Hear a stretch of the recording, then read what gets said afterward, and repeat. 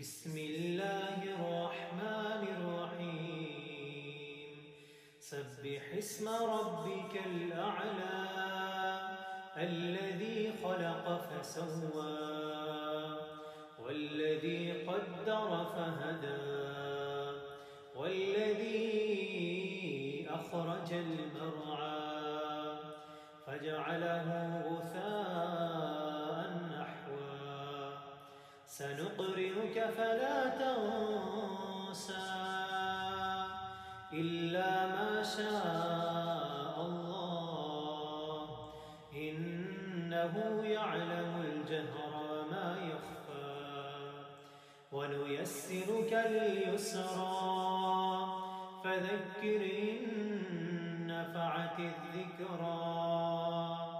سيذكر من يخشى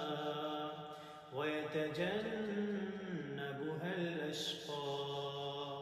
الذي يصلى النار الكبرى ثم لا يموت فيها ولا يحيا قد أفلح من تزكى وذكر اسم ربه